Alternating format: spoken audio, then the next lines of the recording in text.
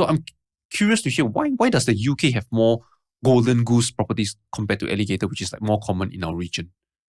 Yeah, that's a good question. So, I mean, for one, a lot of properties in big city centers, because the prices are more expensive, the mortgage is higher, right?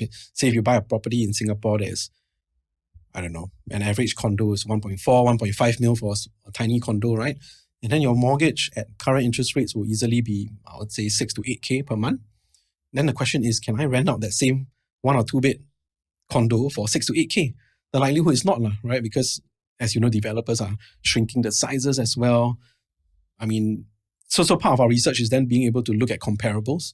How much money can I get if I rent out a similar unit? And oftentimes it's, say you can rent it out for 5,000 or 6,000, then there you have it. You're making a loss of 2,000 to 3,000 every month.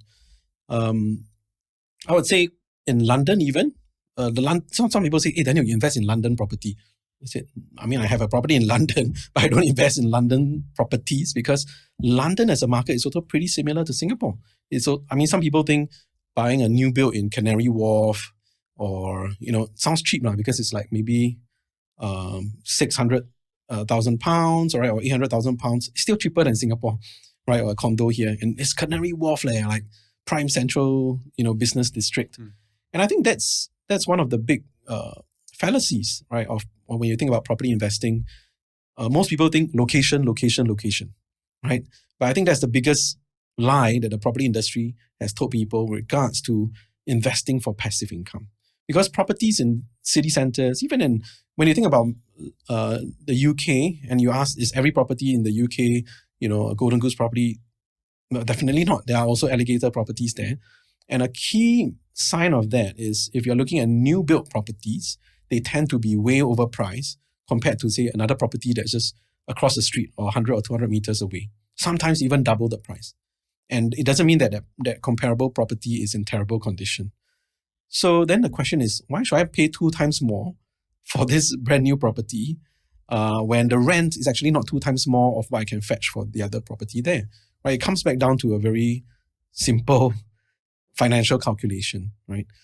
So I would say it's not that the UK only has golden goose properties vis-a-vis these other areas.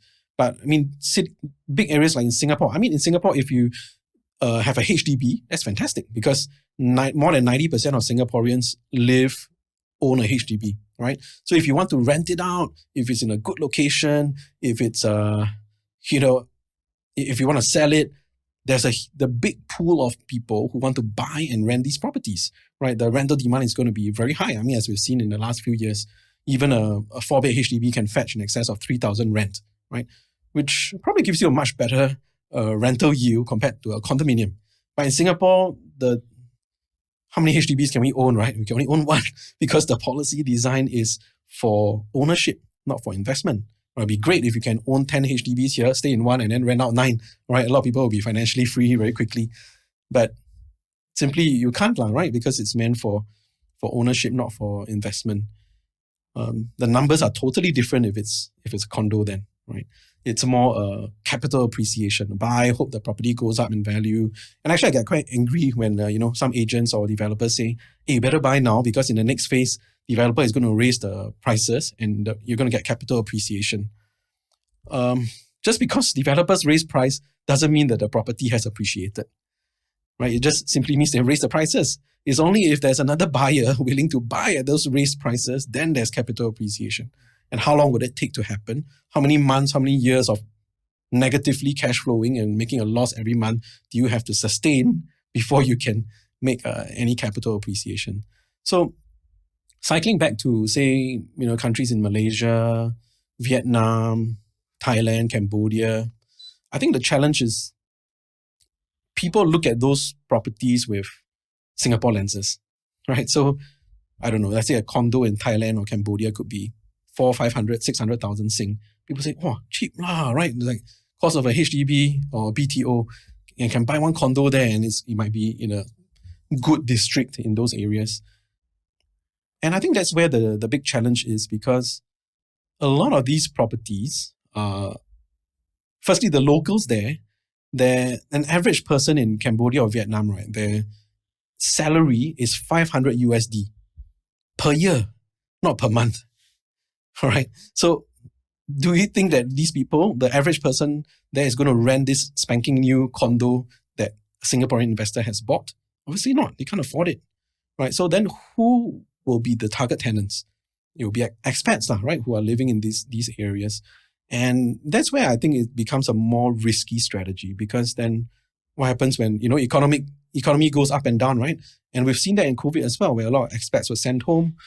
Then what happens to this property, right? Straight away, it becomes an alligator property because it's void. Nobody and the locals can't rent it. So I would say a big rule of thumb that I always look at is to buy ordinary properties for ordinary people. Nice. Yeah. So, I mean, you just think about it in Singapore, do most Singaporeans live in Raffles Place, and work there? Because if you think location, that's where it's good, right?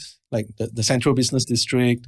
But no, most Singaporeans live, in the outskirts. People are willing to commute 30, 40 minutes to work. It's normal. But when we think of investing, even in the UK, then we think, must buy in Manchester city centre or Liverpool city centre or London.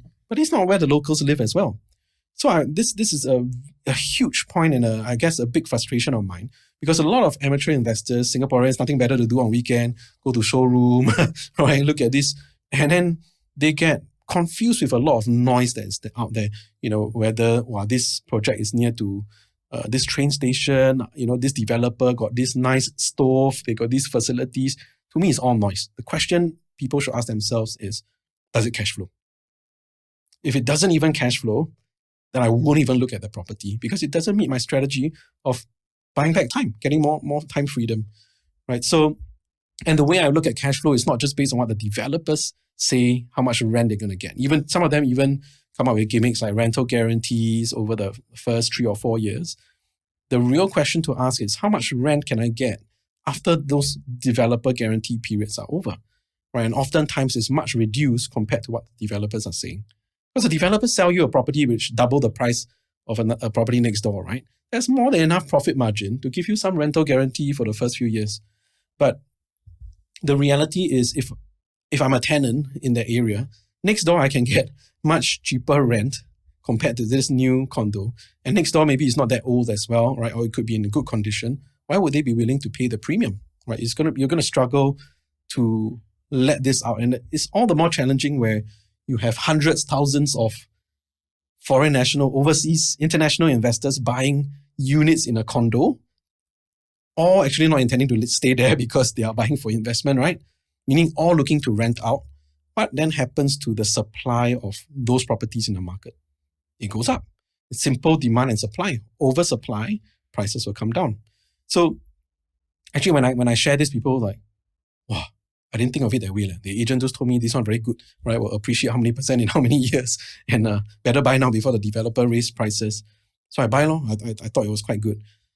But the scary thing is, I think when people are looking at properties, if you just use this idea or filter of ordinary properties for ordinary people, sounds like common sense.